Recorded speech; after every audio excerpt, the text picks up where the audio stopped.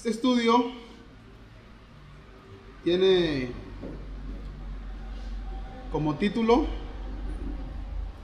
Las almas perdidas. Las almas perdidas. Cuando hablamos de las almas perdidas, hermanos y amigos, estamos hablando de la única razón por la cual hoy este mundo aún existe. Este mundo existe y seguirá existiendo hasta que el corazón de Dios siga latiendo por las almas perdidas. Hasta que eso suceda, este mundo seguirá existiendo. Este mundo no sigue existiendo porque Dios está esperando que nosotros consigamos una mejor calidad de vida aquí en la tierra. No. Este mundo está existiendo por la paciencia de Dios, esperando que los hombres procedan al arrepentimiento. Como bien lo declara uno de los textos que da razón de la existencia de este mundo hasta el día de hoy, que es Juan capítulo 3, versículo 16. Porque de tal manera amó Dios al mundo, que ha dado a su Hijo unigénito para que todo aquel que en Él crea, ahí está, no se pierda. Entonces es el propósito de Dios, de que los hombres no se pierdan. No se pierdan. Dios realmente no quiere que los hombres se pierdan. Entonces, si Dios permitió, planeó tan grande sacrificio con ese propósito, que los hombres no se pierdan, esa es la razón por la cual este mundo existe. Dice también la Escritura, Mateo capítulo 16, versículo 26, porque ¿qué aprovechará al hombre si ganare todo el mundo y perdiere su alma? Una pregunta retórica. ¿Qué aprovechará al hombre si ganare todo el mundo y perdiere su alma? Es decir, que no vale ningún logro en esta vida si al final perdemos nuestra alma. Porque es la razón por la cual este mundo existe. Por nuestras almas.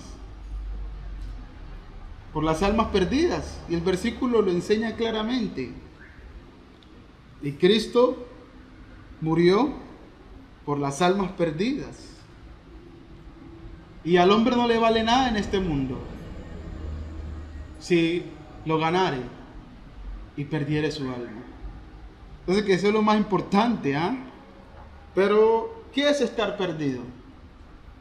Según la Escritura, estar perdido es estar extraviado del verdadero camino de Dios. Teníamos a un hombre en el Nuevo Testamento, o en los días de Cristo, víspera que se inaugurara el Nuevo Testamento, que era un hombre que parece que lo tenía logrado en su vida. Tenía un empleo en el cual no le iba mal. Era un hombre que gozaba de tales beneficios. Ese hombre es Zaqueo, un hombre que declara la Escritura que era rico. Pero, ¿qué creen que pasa con ese hombre? Estaba ricamente perdido, porque estaba apartado del camino del Señor. Y ante ese evento dice Jesucristo: hoy ha venido la salvación a esta casa, por cuanto Zaqueo también es hijo de Abraham. Lucas capítulo 19. En el versículo 10 dice: porque el Hijo del Hombre vino a buscar y a salvar lo que se había perdido. Quiere decir que Zaqueo, con fortuna y todo, estaba viviendo ¿qué? Perdido. Vivía perdido Zaqueo. Tenga el corazón que tenga, vivía perdido Zaqueo. Zaqueo estaba perdido. Si no, Cristo no hubiese declarado estas palabras, que vino a buscar y a salvar lo que se había perdido. Zaqueo se había perdido, porque estaba viviendo ¿qué? Extraviado del camino verdadero de Dios. Ahora, una pregunta clave es: ¿cómo nos perdemos? ¿Cómo nos perdemos del camino del Señor? Hay varias maneras en las cuales el hombre se pierde el camino del Señor. De una manera directa es dejándolo, abandonando el camino recto del Señor. Por ejemplo, 2 de Pedro capítulo 2, versículo 15 dice: han dejado el camino recto y se han extraviado siguiendo el camino de Balaán, hijo de Beor, el cual amó el premio de la maldad. Nos extraviamos del camino del Señor. ¿Siguiendo qué? Nuestros propios caminos, declara Isaías 53, versículo 6. Todos nosotros nos descarriamos como ovejas. Subraya ahí: cada cual se apartó por su camino. Cada cual decidió apartarse por su camino. Eso hace que nos desviemos del camino verdadero de Dios. ¿Siguiendo qué cosa? Siguiendo los deseos mundanos. Ejemplo, la parábola del hijo pródigo. Dice en Lucas capítulo 15, versículo 13: no muchos días después, juntándolo todo, el hijo menor se fue lejos, subraya ahí, lejos. ¿De la casa de quién? De su padre. Se fue lejos a una provincia apartada de allí. Desperdició sus bienes, ¿cómo? Viviendo perdidamente. Viviendo perdidamente. Probablemente estaba involucrado o se involucró en ese peregrinaje de estar lejos de su padre. Se involucró en tales cosas como las que menciona Tito capítulo 3, versículo 3. Porque nosotros también éramos en otro tiempo insensatos, rebeldes, extraviados, esclavos de concupiscencias y deleites diversos, viviendo en malicia y envidia, aborrecibles y aborreciéndonos unos a otros. Tales cosas permiten que el hombre se extravíe del camino de Dios. La insensatez. ¿Ve? Dios, a través de su palabra, quiere darnos sensatez, sabiduría para actuar en esta vida. Pero los hombres escogen otra cosa. Escogen la rebeldía, escogen rebelarse en contra de Dios. Se esclavizan de sus propios deseos. Como por ejemplo menciona Pablo en Gálatas capítulo 5, los deseos de la carne. Deleites diversos, viviendo en malicia y envidia, ojo, aborrecibles, y aborreciéndonos unos a otros, contrario al mandamiento de Dios de amar a nuestro prójimo como a nosotros mismos. ¿Ve? De esa manera nos extraemos de Dios. Amando el dinero, 1 Timoteo capítulo 6, versículo 10, porque raíz de todos los males es el amor al dinero. Raíz de todos los males es el amor al dinero, la codicia, el cual codiciando algunos, dice, se extraviaron de la fe. ¿Ve? Ve que una forma de extraviarnos de la fe es siguiendo la concupiscencia del amor al dinero. Nos extraviamos de la fe porque nadie puede servir a dos señores. Nadie puede servir a la vez a Dios y a las riquezas. Y fueron traspasados de muchos dolores. Nos extraviamos siguiendo el camino ancho. Mateo capítulo 7, versículo 13. Entrad por la puerta estrecha porque ancha es la puerta y espacioso es el camino que lleva a la perdición. Y pocos son los que entran por ella. Muchos son los que entran por la puerta ancha que lleva a la perdición. Esa es la puerta del camino fácil, de la religión conformista, de la fe conformista. ¿Ve? Ese es el camino ancho, el camino fácil, el camino del evangelio y la prosperidad. ¿Ve? Nos extraviamos torciendo las escrituras. Dice 2 de Pedro capítulo 3 versículo 15: y tened entendido que la paciencia de nuestro Señor es para salvación, como también nuestro amado hermano Pablo, según la sabiduría que le ha sido dada, nos ha escrito. Pablo había escrito acerca de los eventos de los últimos tiempos, como la segunda venida del Señor. Pero algunos, ¿qué habían hecho con los escritos de Pablo? Dice el versículo siguiente: casi en todas sus epístolas, Pablo hablando en ellas de estas cosas, entre las cuales hay algunas difíciles de entender, las cuales los indoctos e inconstantes tuercen, como también las otras escrituras para su propia perdición. ¿Para qué se tuerce la palabra del Señor? Para nuestra propia perdición. ¿Ve? Para nuestra propia perdición. Una manera en la cual no podemos perder. Siguiendo falsas doctrinas. Dice 2 Corintios capítulo 11, versículo 3. Porque temo que como la serpiente con su astucia engañó a Eva, vuestros sentidos sean de alguna manera extraviados de la sincera fidelidad a Cristo. Eso sucedió en el principio. Satanás engañó a Eva apartándolo del camino del Señor. ¿Ve? Satanás engañó a Eva llevándola al extravío de la sincera fidelidad a Dios. De esa misma manera, dice Pablo, nosotros también podemos ser extraviados. Y Pablo da por certeza de que lo que sucedió en el Edén fue un hecho histórico y real. Y lo cita, que la serpiente con su astucia engañó a Eva. Y una de las argucias que utilizó la serpiente fue tergiversar lo que Dios le había dicho a Eva. Dios le había dicho que iba a morir y Satanás le dice, no moriréis. Haciendo esto no vas a morir. ¿Ve? Es como el Señor ha advertido acerca de pervertir su doctrina. Y los hombres lo toman eso como algo que no tiene sentido.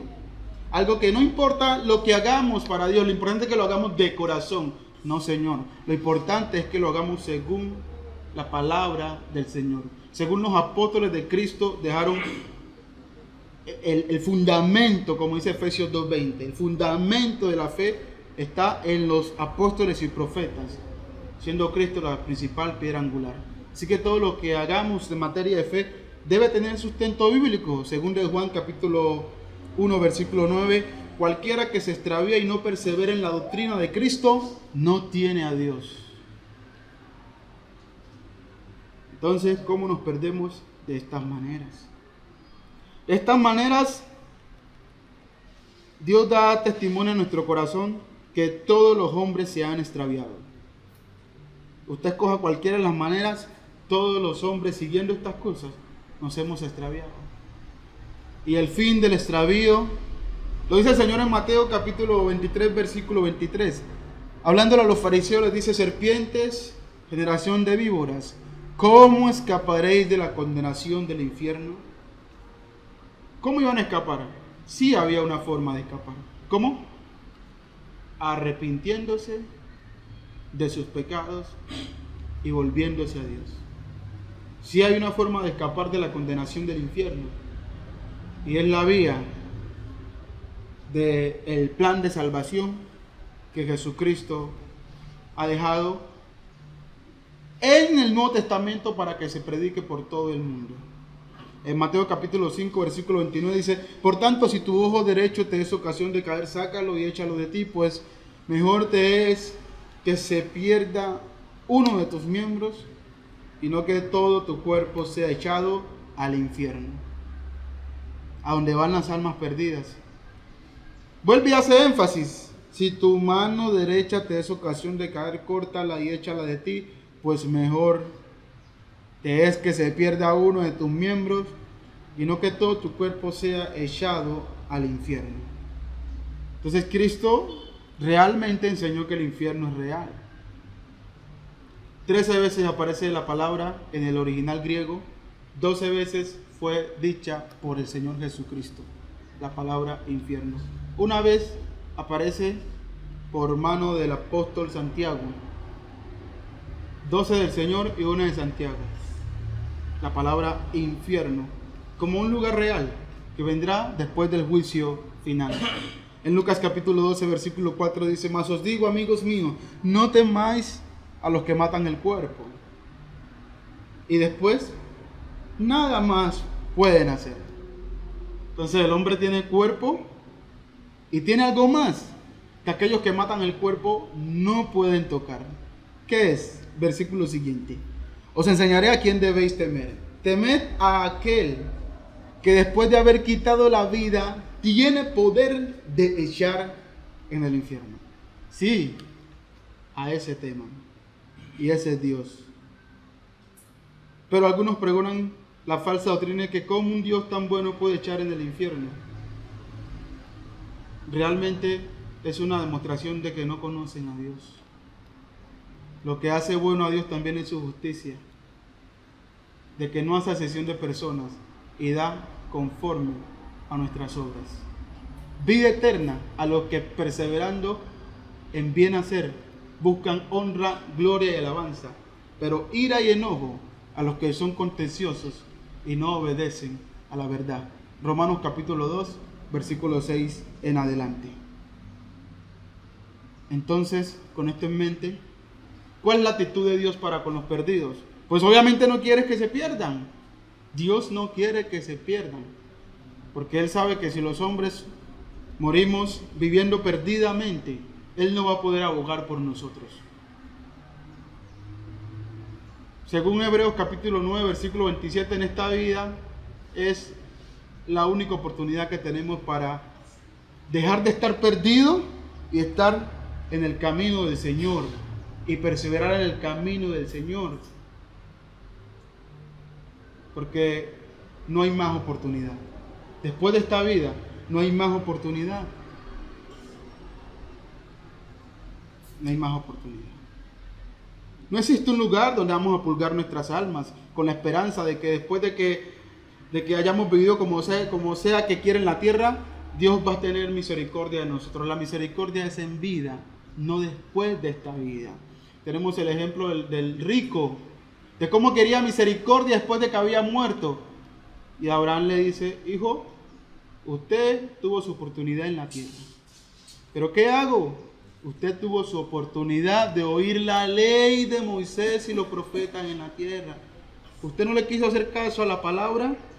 Ya después de muerto no hay nada que se pueda hacer por usted. Y usted no puede venir a donde está Lázaro, ni Lázaro puede ir a donde está usted. Ya no se pueden intercambiar los destinos. No podemos intercambiar nuestros destinos. Pero hay teorías como la teoría del rapto, en que algunos se van a ir con Cristo y otros se van a quedar en la tierra. Los que se quedan en la tierra les van a dar una segunda oportunidad. Son teorías para aliviar la conciencia del hombre y que el hombre en vida no se preocupe en serio por su salvación. Así es la teoría del purgatorio también. Son teorías para que el hombre no se preocupe en vida por su salvación. Porque ¿qué pasa? No, después de que muera, mi mamá pagó una misa por mí y se solucionó el problema mío. No creamos teorías, hermanos. Jesucristo nos ha hablado la realidad para que no caigamos en desobediencia y no perdidamente nos vayamos a la condenación eterna. Lucas capítulo 9 versículo 51 dice la escritura: cuando se cumplió el tiempo en que él, hablando de Jesús, había de ser recibido arriba, afirmó su rostro para ir a Jerusalén y envió mensajeros delante de él, los cuales entraron a una aldea de los samaritanos para hacerle preparativos. Pero fíjense lo que pasó. Mas los samaritanos no le recibieron porque su aspecto era como de ir a Jerusalén. Y miren la reacción de sus discípulos. Viendo esto, sus discípulos Jacobo y Juan dijeron: Señor, ¿quieres que mandemos que descienda fuego del cielo como hizo Elías y los consuma? Realmente no entendían el corazón de Dios. Muchas veces nosotros actuamos así con nuestros semejantes. Olvidamos el foco de nuestros semejantes. Olvidamos que la lucha no es contra carne ni sangre. Olvidamos que más allá de nuestros semejantes están sus almas. Y Cristo les dice, reprendiéndoles: ustedes no saben de qué espíritu son. Ustedes no saben a quién están siguiendo. ¿Por qué? Porque el Hijo del Hombre no ha venido para perder las almas de los hombres, sino para salvarlas. ¿De qué le valdría a ellos matar a los samaritanos que estaban perdidos? ¿No tenían esperanza? ¿Acaso los samaritanos no tenían oportunidad de arrepentirse? También tenían oportunidad de arrepentirse. Pero ellos querían destruir a los samaritanos simplemente porque no los recibieron. Imagínense nosotros, cuando alguien nos hace daño, aún pensamos en la salvación de ellos, o también Queremos que Dios descienda a fuego del cielo y los consuma a ellos. No pensando en que más allá de esta vida está el alma de todo ser humano. La actitud de Dios es que los hombres se salven. Por eso Cristo mandó y dijo: vayan por todo el mundo y prediquen el evangelio a toda criatura. El que creyere y fuere bautizado será salvo, mas el que no creyere será condenado. ¿Ve? Su insistencia, lo mandó a predicar por todo el mundo, porque todo el mundo depende de Cristo para ser salvo. Por todo el mundo, prediquen el evangelio. Mi evangelio. El que lo creyere y fuere bautizado. Primero se cree y luego viene el bautismo. No al contrario. No es primero bautizar y después creer. El que creyere y fuere bautizado, ahí está el resultado. Será salvo. Pero el que no creyere será condenado. Gran alegría viene al corazón de Dios cuando las almas regresan a Él. Le da alegría. Por ejemplo, en la parábola del hijo pródigo dice Lucas capítulo 15, versículo 22. Pero el padre dijo a su siervo: sacad el mejor vestido y vestidle, y poned un anillo en su mano y calzado en sus pies, y traed el becerro gordo y matadlo y comamos. Y subraya ahí: y hagamos fiesta. ¿Ven? Hagamos fiesta. Pero, padre, ¿cuál es la razón por la cual debemos hacer fiesta? Porque mi hijo muerto era. No había muerto físicamente, pero estaba muerto en vida porque estaba viviendo perdidamente lejos de su padre. Y dice, y ha revivido. ¿Por qué? Porque regresó a su padre, arrepentido de sus pecados. Y se había perdido y es hallado nuevamente. Y comenzaron ¿a qué? A regocijarse. Pero al hermano mayor no le gustó eso. Como a algunos cristianos no les gusta cuando otros cristianos se arrepienten, cuando otros cristianos vuelven a la fe. Quizás piensan que el pecado que hicieron es mayor que los pecados de ellos y que ellos no merecen que Dios les perdone. No merecen volver a la fe y tienen una actitud arrogante para con sus hermanos que se arrepienten de corazón. Pero el padre confrontó al hermano del hijo pródigo en el versículo 32 y le dice: mas era necesario hacer fiesta y regocijarnos, porque tu hermano era muerto y ha revivido, y se había perdido y es hallado. ¿Ve?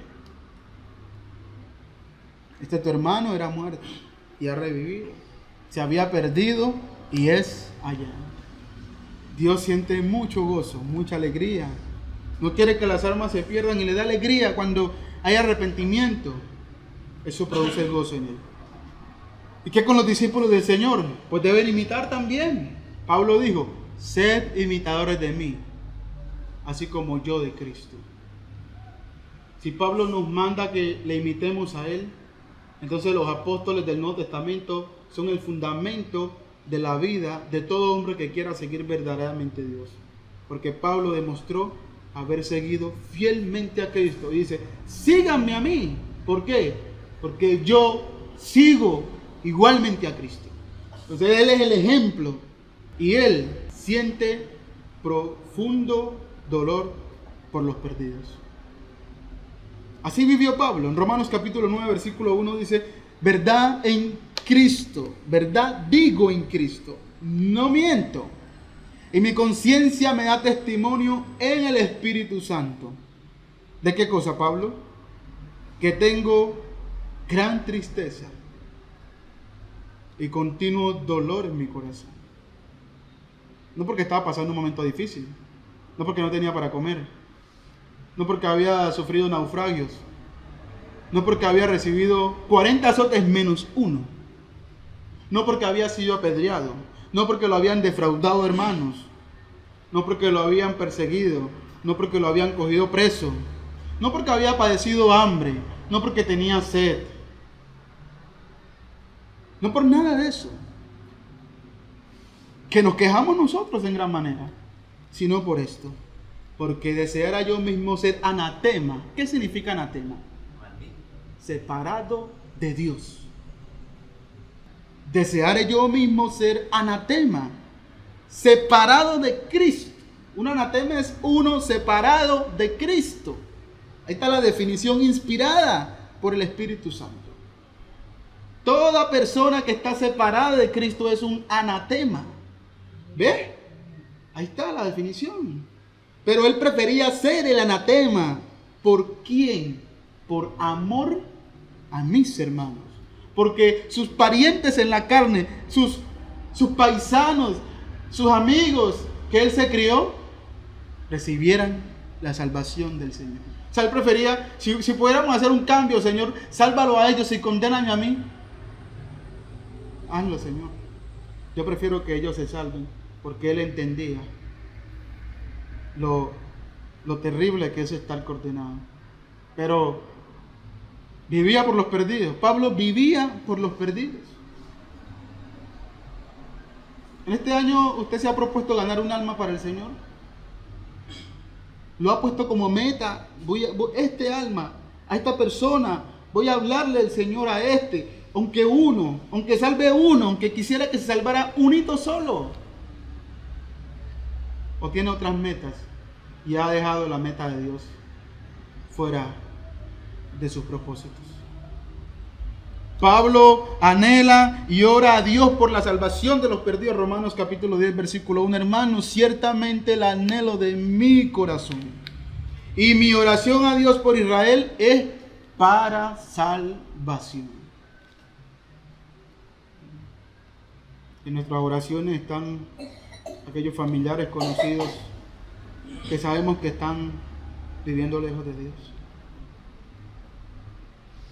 Pablo se esforzaba por ganar un alma. 1 Corintios capítulo 9, versículo 22. Me he hecho débil a los débiles para ganar a los débiles. A todos me he hecho de todo para que de todos modos salve a algunos. ¿Ve?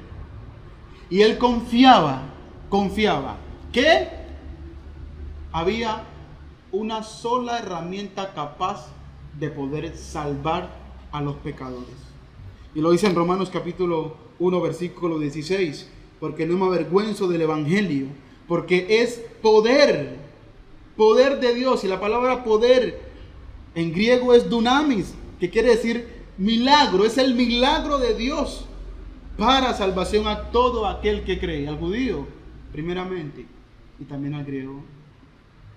La única herramienta que Dios usa para salvar a los hombres es el evangelio. No hay otro método, no hay otra fórmula, no hay otra doctrina, no hay otro mensaje, no hay otro código. No hay nada más.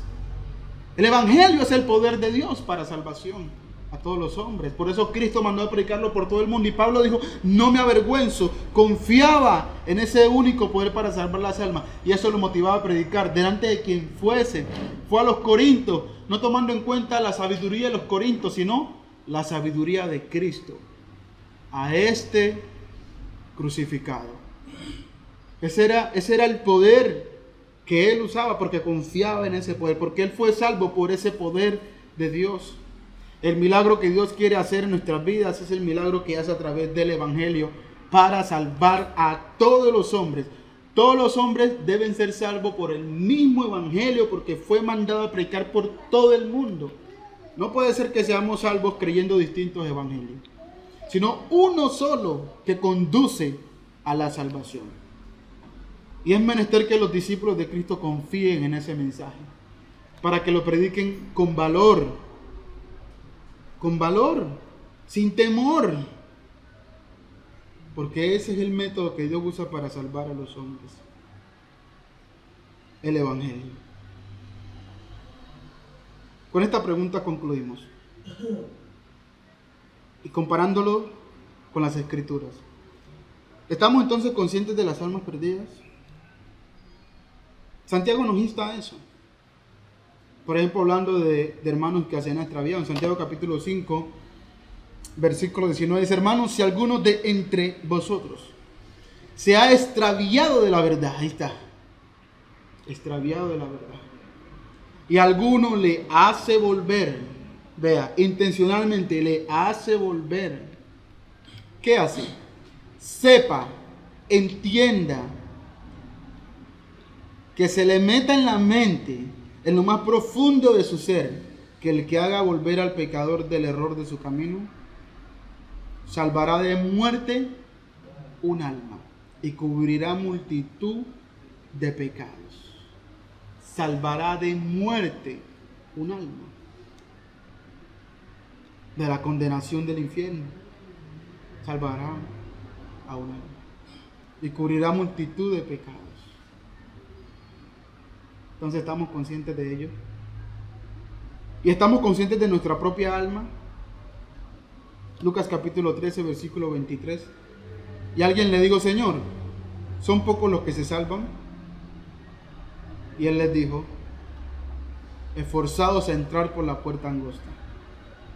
Porque os digo que muchos procurarán entrar y no podrán. Entonces, si hoy morimos, ¿seríamos salvos? Hermanos y amigos, que Dios les bendiga.